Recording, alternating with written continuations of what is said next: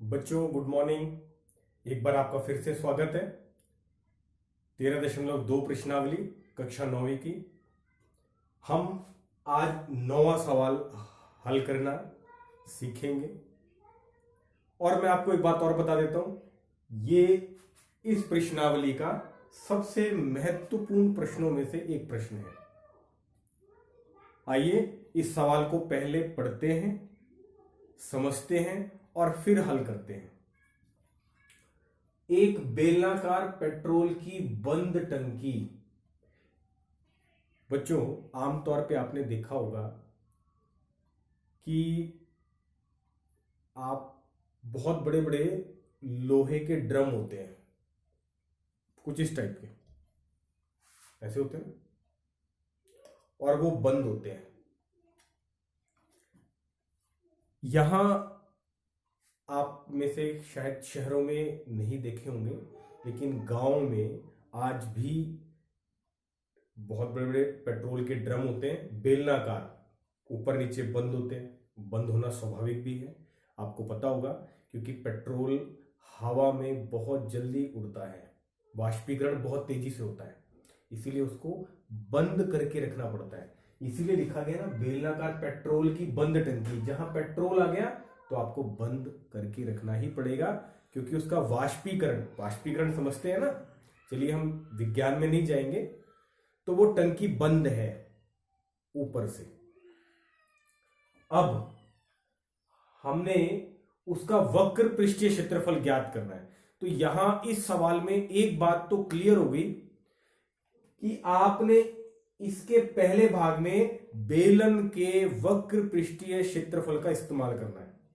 जब उसने कहा है कि वक्र पृष्ठीय क्षेत्रफल ज्ञात कीजिए, तो जाहिर सी बात है आप बेलन का वक्र पृष्ठीय क्षेत्रफल ही इस्तेमाल करेंगे। अब साथ ही आपको उसका व्यास इसे बोलते हैं बच्चों। मैं आपको एक चीज और क्लियर कर देता हूं, ये बेलनाकार टंकी है और ये व्यास, आप इस पूरे को व्यास बोलते हैं। ये आपका 4.2 मीटर दिया हुआ है और बेलन की ऊंचाई यानी ये 4.5 मीटर, ये बेलन की ऊंचाई होती है बच्चों। ये आपको 4.5 मीटर दी है और बेलन का व्यास ये 4.2 मीटर, और आपने वक्र पृष्ठीय क्षेत्रफल ज्ञात करना है। ये तो बड़ा आसान है। इस सवाल में आपको पता चल गया है कि आपने बेलन के वक्र पृष्ठीय क्षेत्रफल का इस्तेमाल करना है। तो चलिए मैं पहला भाग बच्चों यहां कर रहा हूं। पहले आपको जो रकम में दिया हुआ है उसे हम लिखेंगे। एक तो बेलन का व्यास, बेलन का व्यास,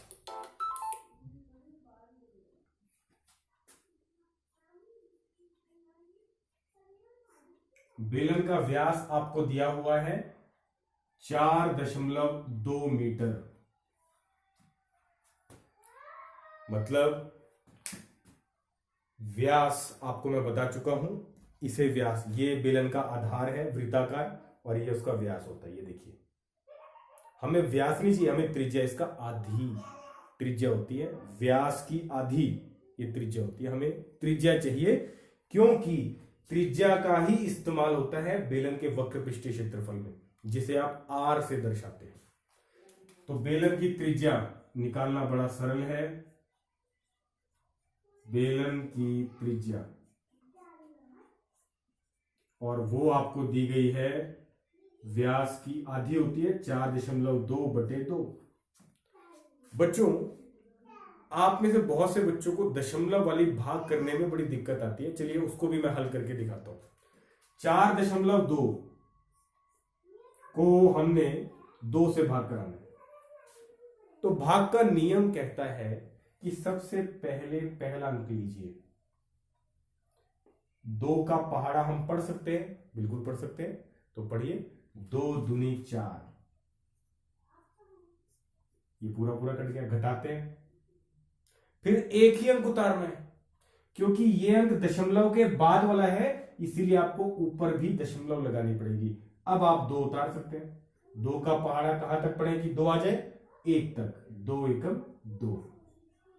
तो 4.2 को 2 से भाग करने पर 2.1 मीटर आया।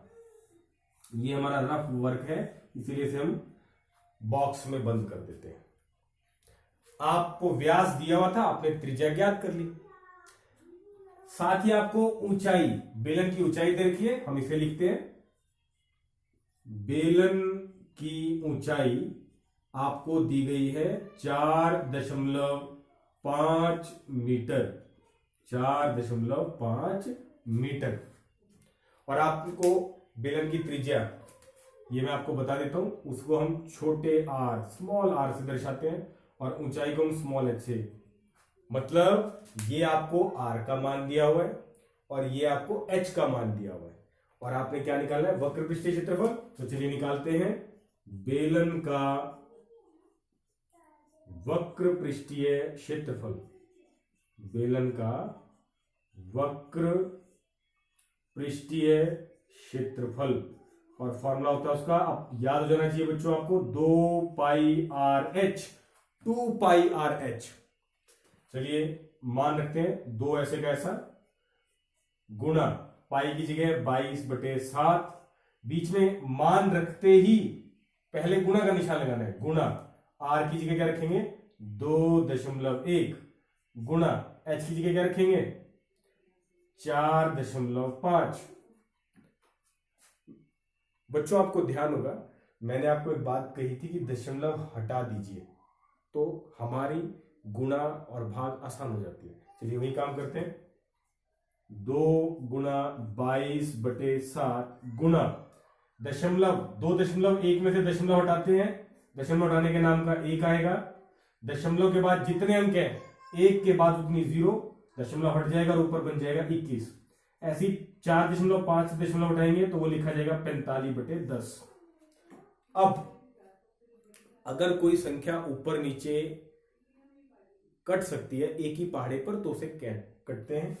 7 एकम 7, 7 तिहाई 21। यहां बच्चों मैं एक बात और कहूंगा, अगर नीचे बटे में आपके पास 10, 100, 1000 इस प्रकार की संख्या बचती है तो उसे आप ऐसे ही रहने दें, वो आपका काम और आसान करने वाली है। जरा देखिए कैसे। अब हम ऊपर वाली संख्याओं की गुणा करवाते हैं। पहले हमने 2 की गुणा 22 से कराई, 2 गुणा 22, ये आ गया आपके पास 44। 44 की फिर 3 से गुणा कराएंगे तो 44 की 3 से गुणा करेंगे तो आएगा 132, और गुणा 45 बटे में 10, ठीक है ना। 10 गुणा 10 ये कितना आ गया 100 आ गया, ठीक है।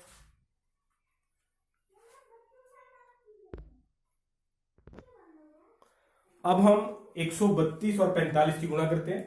तो चलिए 45 की 2 से गुणा करें 90, 0 9 हाथ से लग गया। 45 की आप 3 से गुणा करेंगे तो वो 135 आएगा। 135 और 9 करेंगे तो वो 144 बनेगा। 4 14 लगी हासिल, 45 एकम 45, 45 और 14 ये आपका बनेगा 59। 1 0 से 1 0 कट गई बच्चों, रह गया क्या 10। अब बड़ा सरल है, नीचे 1 के साथ जितनी 0 होती हैं पीछे से उतने अंक छोड़ते जाएं और उससे पहले दशमलव लगा दें, ये नियम होता है। नीचे 10 है, उसके पास 1 0 है तो पीछे से 1 अंक यानी 4 छोड़कर उससे पहले दशमलव लगेगा, ये आपकी भागल हो जाएगी वर्ग मीटर। ये आपका पहला भाग था, वक्र पृष्ठीय क्षेत्रफल उस बेलनाकार टंकी का आ चुका है। अगले भाग पर चलते हैं। तो बच्चों अब हम दूसरे भाग को समझते हैं, जो आपका दूसरा भाग है। इस टंकी को बनाने में कुल कितना इस्पात लगा होगा, टंकी को बनाना है। और वो टंकी कैसी है, बेलनाकार है और बंद है। एक बात तो आप अच्छे से समझते हैं बेटे कि कोई बेलनाकार वस्तु है उसका जो आधार है वो तो बंद ही होगा, नहीं तो कोई भी सामान उसमें डालेंगे वो उसमें रुकेगा ही नहीं, निकल जाएगा ना। यानी एक आधार तो हमेशा बंद होता है। लेकिन जैसे इस बेलन को देखिए, ये ऊपर से खुला हुआ है, लेकिन हमारे पास जो बेलनाकार टंकी है वो ऐसी नहीं है, वो बंद है। बंद यानी वो ऊपर से भी बंद है। अब सवाल ये उठता है कि इस टंकी को आपने बनाना है, बंद टंकी को, तो सवाल ये है कि आप इसके लिए कौन सा पृष्ठीय क्षेत्रफल इस्तेमाल करेंगे। अब आपको सभी पृष्ठों का इस्तेमाल करना पड़ेगा। पहले तो आप वक्र पृष्ठ बनाएंगे, फिर एक ये वृत्ताकार पृष्ठ भी और एक दूसरा वृत्ताकार पृष्ठ भी। आपको तीनों पृष्ठ चाहिए, तीनों पृष्ठों से ही मिलकर बनेगी बेलनाकार बंद टंकी। इसका मतलब आपको तीनों पृष्ठों की जरूरत पड़ेगी, और तीनों पृष्ठ मिलाकर बेलन का क्या बनता है, कुल पृष्ठीय क्षेत्रफल। जब भी कोई बेलनाकार बंद टंकी की बात होगी तो कुल पृष्ठीय क्षेत्रफल। यानी हमें एक बात समझ में आ गई कि दूसरे भाग में आपको बेलन के कुल पृष्ठीय क्षेत्रफल का इस्तेमाल करना पड़ेगा। तो चलिए बेलनाकार टंकी के कुल पृष्ठीय क्षेत्रफल का फॉर्मूला लगाते हैं। देखिए दूसरा भाग, बेलन का कुल पृष्ठीय क्षेत्रफल। बच्चों मैंने यहां शॉर्टकट में लिखा है कुल पृष्ठीय क्षेत्रफल, और इसका फॉर्मूला होता है 2 पाई आर एच प्लस आर। यहां बच्चों आर और एच दोनों यही रहेंगे, क्योंकि इसी सवाल का ये भाग है। ठीक है, पहले भाग में सिर्फ उसका वक्र पृष्ठीय पूछा गया था, दूसरे भाग में उसका कुल पृष्ठीय निकालना पड़ेगा, क्योंकि उस टंकी को बनाना है और वो दोनों टंकी बंद है। तीनों पृष्ठों का इस्तेमाल होगा, तीनों पृष्ठ का मतलब कुल पृष्ठीय क्षेत्रफल। तो चलिए अब हल करते हैं। 2 गुना पाई की जगह क्या आएगा बच्चों, 22/7, और आर की जगह, आर हमें दे रखा है 2.1 गुना, यहां पर एच कितना है आपका 4.5, तो 4.5 जमा आर की जगह बच्चों 2.1, तो 2.1। सबसे पहले ब्रैकेट को हल करेंगे, यानी दशमलव वाली संख्याओं को जोड़ेंगे। मैं आपको बता भी चुका हूं, फिर भी एक बार रिवीजन के तौर पे, दशमलव वाली संख्या के साथ ही जुड़ती है। तो यहां पर दोनों संख्याएं दशमलव वाली हैं, इसीलिए जुड़ सकती हैं। दूसरी शर्त, दशमलव से पहले और बाद में एक समान अंक होने चाहिए। यहां पर दशमलव से पहले और दशमलव के बाद एक एक अंक है, इस संख्या में भी दशमलव से पहले और दशमलव से बाद में एक एक अंक है। दोनों शर्तें पूरी होती हैं, यानी इन संख्याओं का योग या कहें जोड़ हो सकता है। तो चलिए जोड़ते हैं। जोड़ने के लिए मैं यहां रफ में आपको करके दिखा रहा हूं। पहले 4.5, फिर दशमलव के नीचे दशमलव, दशमलव से इधर 2 है और इधर 1। अब जोड़ते हैं, 5 और 1 6, दशमलव की जगह दशमलव, 4 और 2 6, इनका जोड़ आया 6.6। 2 गुणा 22/7 गुणा 2.1, दशमलव हटाने तो क्या बनेगा 21/10, और ये है 6.6। अब ये 2 गुणा 22/7 गुणा 21/10 गुणा 66/10। यहां बच्चों अगर कोई संख्या ऊपर नीचे, एक संख्या ऊपर एक संख्या नीचे ऐसी हो जो एक ही पहाड़े पे जाती हो, तो उसे आप काट सकते हैं बिल्कुल। 7 एकम 7, 7 या 21, नीचे 10 है, इनको छोड़ दें।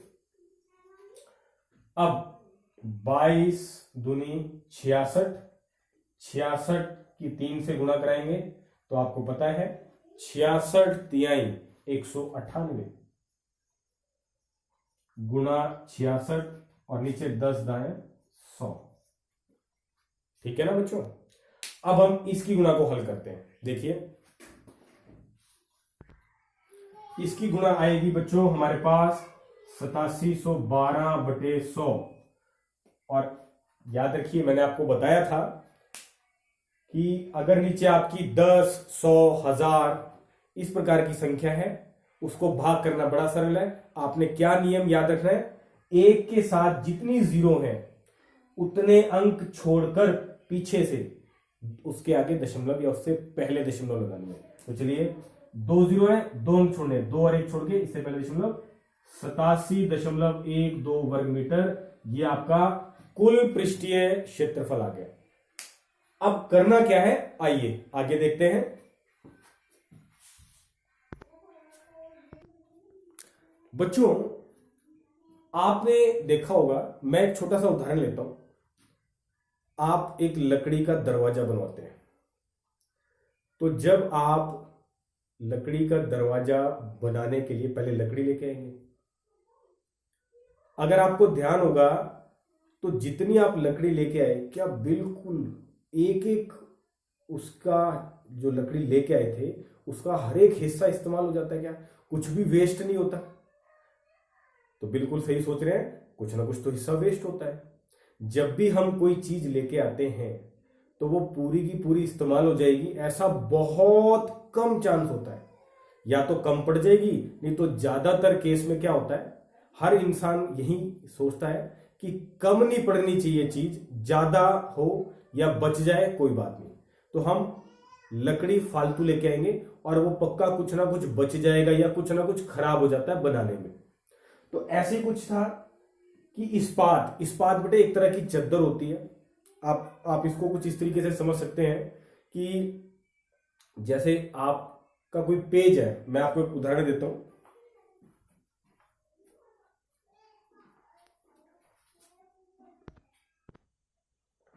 अब देखिए, मान लीजिए हम ऐसी एक चादर लेके आते हैं। आपने इस चादर से क्या करा, ये इसका वक्र पृष्ठ बनाया, फिर 2 हिस्से वृत्ताकार काट के यहां लगाएंगे और ऐसे लगाएंगे, तो कुछ ना कुछ इस्पात आपका बेकार हो गया होगा। और वो कितना हिस्सा है, वो 1/12 हिस्सा है। तो आपको इस सवाल में बताना है कि कुल कितना इस्पात लगा होगा यदि उसका 1/12 भाग नष्ट हो जाता है। तो यहां पर 2 बातें हैं बेटे, एक तो आप बाजार से कुल कितना लाए और एक उसको बनाने में कुल कितना लगा। तो बनाने में कुल कितना लगा होगा इस्पात, तो जितना उसका पृष्ठीय क्षेत्रफल है उतना लगा। यानी ये पूछना चाह रहा है कि आप बाजार से कितना लेके आए, कितने वर्ग मीटर इस्पात लेके आए आप,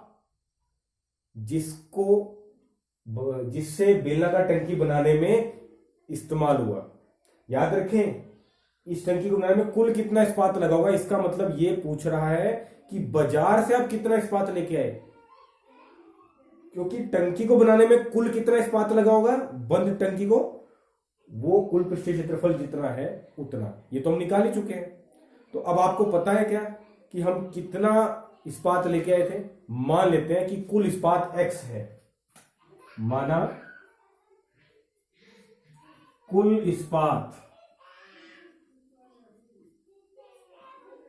x वर्ग मीटर है बच्चों, इतना x हमें नहीं पता ना। जैसे 87.12 वर्ग मीटर है, 87 हो सकता है 100 वर्ग मीटर लेकर आए हो, 87 वर्ग मीटर इस्तेमाल हो गया, बाकी जो लगभग 13 वर्ग मीटर है वो वेस्ट चला गया। लेकिन हमें अभी पता नहीं, इसलिए हमने x मान लिया। 100 तो मैंने एक उदाहरण लिया था। अब उसका 1/12 भाग नष्ट हो गया। बेटे 1/12 का मतलब समझते हैं, 1/12 का मतलब है किसी चीज के 12 बराबर हिस्से किए गए और उसमें से एक हिस्सा खराब हो गया। यानी सही हिस्सा कितने कितने हिस्से हुए, तो 12 में से एक हिस्सा खराब हुआ, यानी इस सही कितने इस्तेमाल हुए, 11। इसका मतलब उस टंकी को बनाने में अगर 1/12 भाग नष्ट हो गया तो बनाने में कितना भाग इस्तेमाल हुआ, वो आप क्या कैसे मानेंगे, 11/12। तो बच्चों यानी जितना आप इस्पात लाए उसका अगर 11/12, उसका 11/12वां भाग निकाला जाए तो वो इसके बराबर बनेगा। अब देखिए, इस इस्पात इस्तेमाल हुआ कितना, 11/12।